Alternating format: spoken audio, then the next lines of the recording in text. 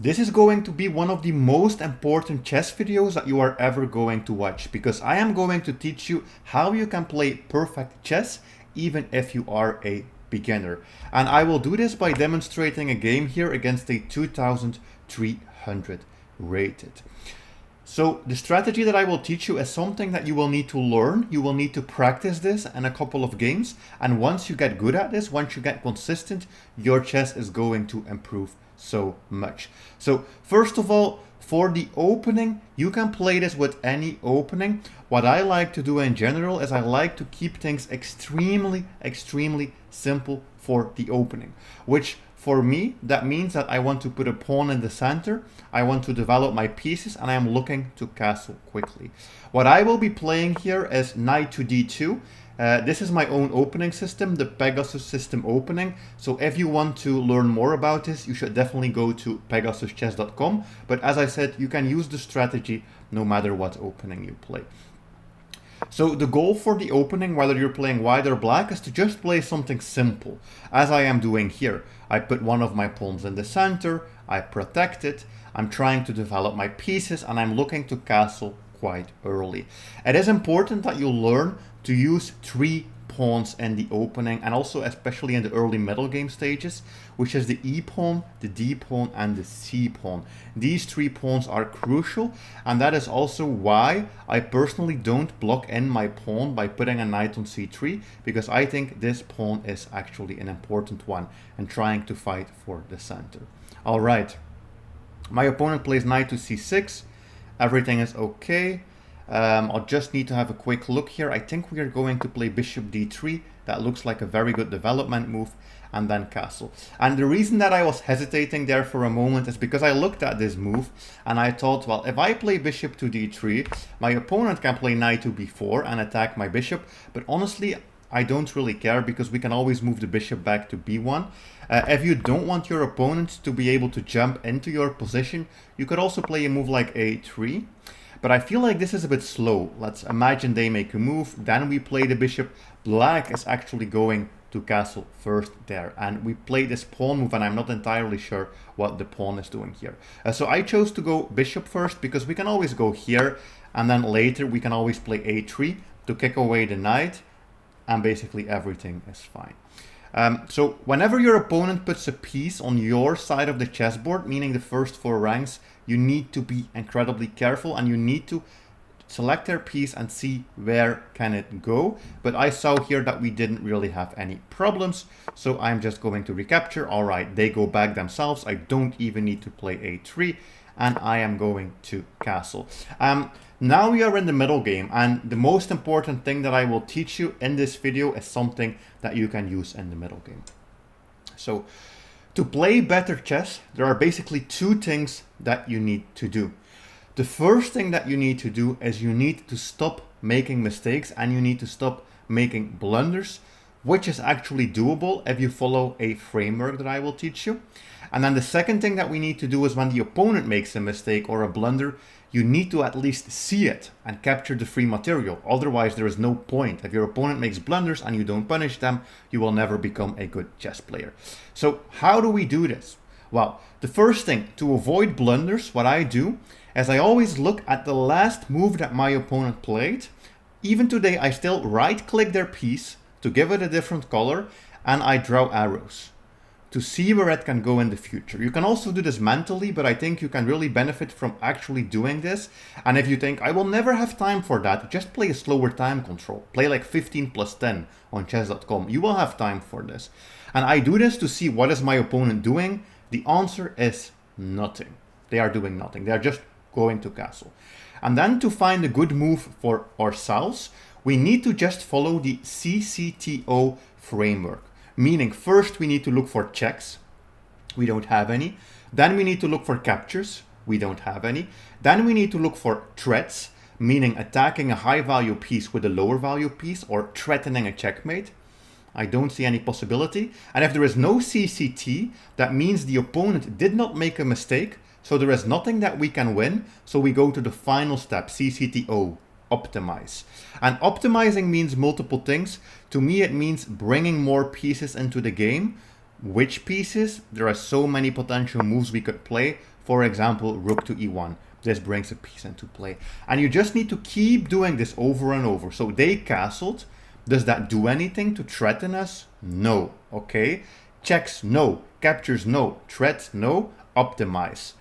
I could play pawn e4. And pawn e4 is an optimization because we now have these two very strong pawns in the center.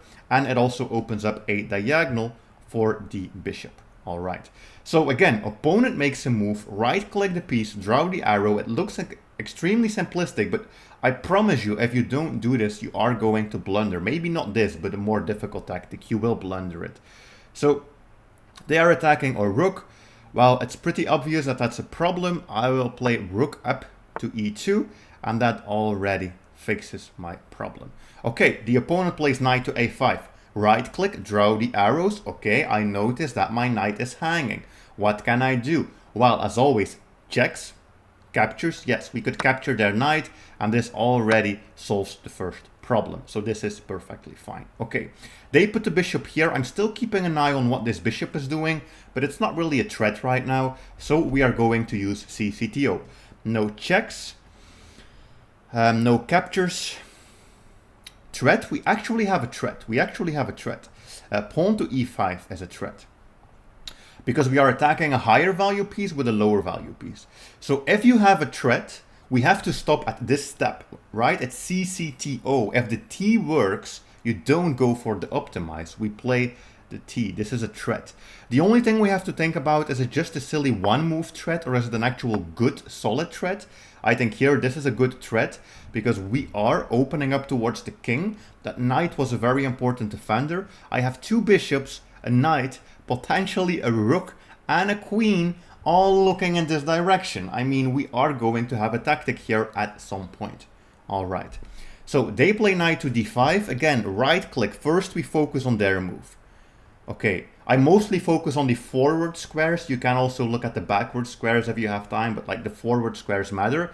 And then I just see that there's only one that they can go to and it would block their bishop. So I am not really worried. So checks, yes. We could give away a bishop. So we need to have a look at it. We need to have a look at this check. King takes. Knight g5 with another check. King g8. And then usually there is queen to h5, and that is a checkmate. This is the Greek gift sacrifice, but it doesn't really work here because the rook is blocking us. We could go queen here, but I think if they play f5, they are blocking this. Maybe we can take en passant, but this is giving me like a headache. I think they can take, and then they are still okay. Yeah, they are probably still okay. So we have a Greek gift, but I don't think it works. And if you are ever calculating something and you don't see the solution and you already calculated like 3 to 4 moves deep, just stop and don't play it because probably you are going to blunder. You don't have the capacity yet to calculate this. You will need to do more puzzle and calculation training. So I won't go for this move. So no check, no captures except that one. No captures except that one. So a threat. Do we have a threat? Well, I think queen c2 as a threat. Queen c2 as a good threat because it's a checkmate threat. So that's a good one. All right. So again, checks, captures, nothing really happens. This move by them just stopped our threat. Didn't really do much. But we have another threat. This is a threat. We are attacking the queen. The queen has to move. All right. So I think things are going incredibly well here. I mean, I'm pretty sure that we are going to have a spectacular win. So this queen move doesn't do much for them. So checks, no. Captures don't do much. Threats, I don't really see threats. So I'm going to go for optimize. Optimize, what am I going to do? I'm going to play a3. And you might think like, wait, why is a3 optimizing? Well, did you know that a couple of moves ago, I noticed the knight could go there? Well, we are just taking away a square from the knight. So this is a good optimization move. Okay, they attack this pawn with the bishop. It is protected. So again, no checks, no captures, no threats. What I think I will need to do is I will need to start maneuvering pieces to the king side, which is also optimization.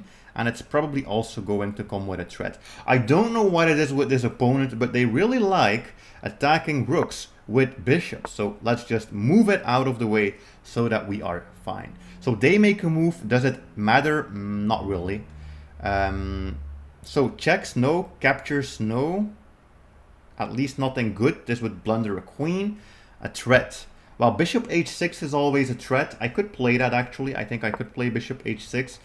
But the queen is not going to be able to infiltrate because the knight is holding us back. So you could play this. You could also wait. I'm currently waiting because I'm trying to see if I can get the queen over here. Yeah, I think queen over here makes sense. I'm trying to just attack. Okay, they play h5, which I think makes so much sense because otherwise, if they did not play this, I think I would have been able to maybe put a queen there, put a bishop here. I will actually show you that because I'm not sure if everybody is able to follow with that. So what I was looking at is maybe something like f6. I'll just play a random move for them. Queen h6 and trying to go for the checkmate, or maybe starting with queen h6, then whatever move they play, looking at f6. So this was a plan I had. Oh yeah, and in that plan, okay, one move that I forgot to mention.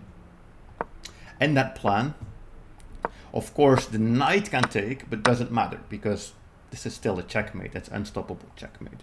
So he had to push this pawn. Otherwise, he is basically just completely losing. Okay, but the plan actually still works, I think. If I can get the bishop here and then the queen to zigzag this way, I think it still works. The only problem is that this knight is a bit of an annoying piece. It's always blocking, protecting that square. So I'm trying to see if we can maybe get rid of the knight and go for that checkmate. So the opponent plays c5, and this time, yes, they are threatening to win a pawn. So if you want to be really safe, well, I am going to be really safe. I was going to say, if you want to be really safe, fix this problem first before we continue with the attack. In a real game, I would probably ignore it and keep attacking here because we actually have quite an amazing position. But okay, let's just follow the rules. We have to fix the problems first, because if you start playing as I would in a real game, you will probably blunder. So this is fine. So how can we attack here? There should be something like, I mean, the bishops, the queen, the knight, everything is looking in this direction. We need to open up this position. The first thing I'm looking at is bishop f6. I think this is a good move. If they take with the knight, we take with the pawn. Maybe they move the rook. The plan is queen g5. And I'm just trying to see if I can get into that position and do a checkmate. Maybe they play bishop here to prevent it. Yeah, I feel like we should go for this. I think it's such a beautiful checkmating pattern. Yeah, we need to try. Let's take this with the pawn. And let's play queen g5. And let's see if we can go for that checkmate.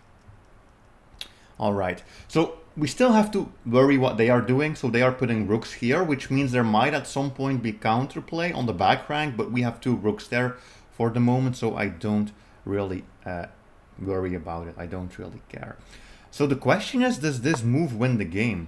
Does the move queen h6 win the game? Because that's checkmate in one. This is a threat. But they have bishop f8. And it basically fixes everything. So the plan doesn't work, which means we have to start thinking again.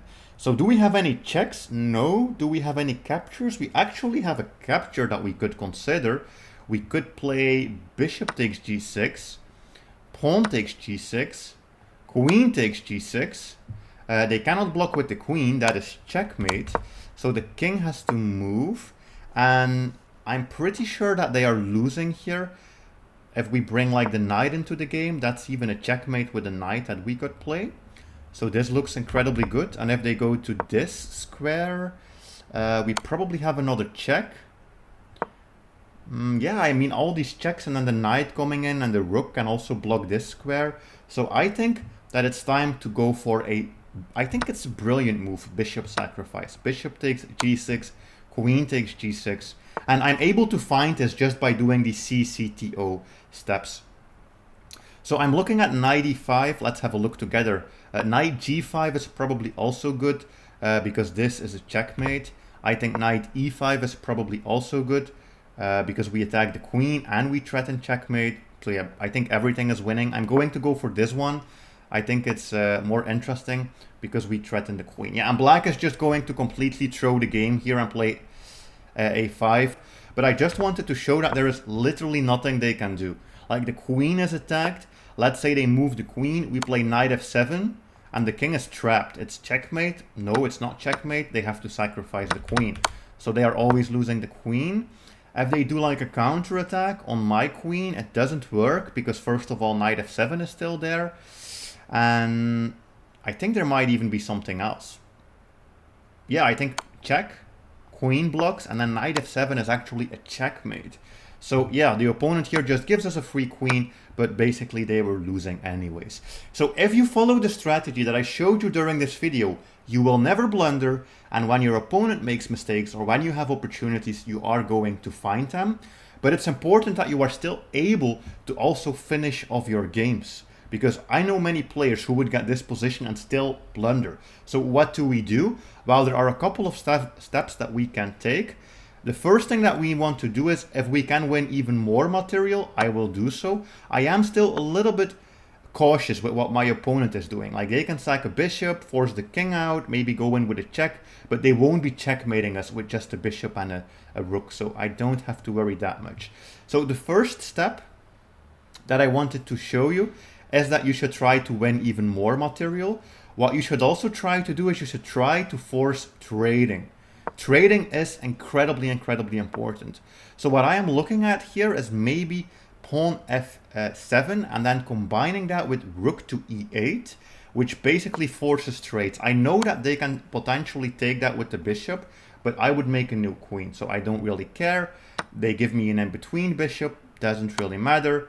That's actually an interesting move I didn't consider. Oh, but wait, we can play queen takes f7, and they cannot take the queen because that was pinned to the king. Look at this move. This is an incredible move.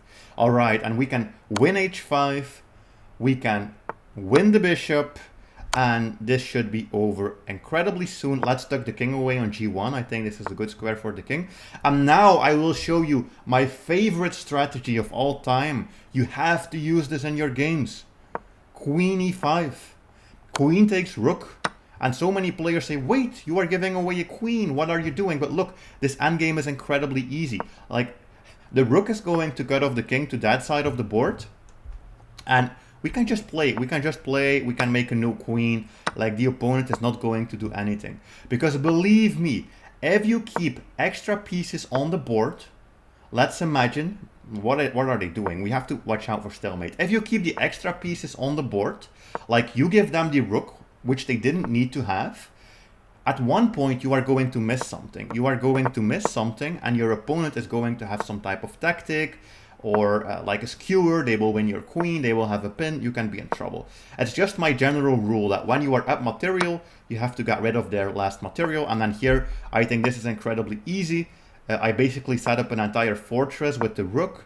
They are just completely stuck within this rectangle, and we can just go and make ourselves an extra material. I think we can make ourselves a queen. We just have to watch out for stalemate. All right. And then from here, it's just going to be checkmate. I think queen here, rook here, probably there will be a checkmate. Yeah, queen g7 here is going to be checkmate. Please try this strategy and drop a comment to let me know how it went.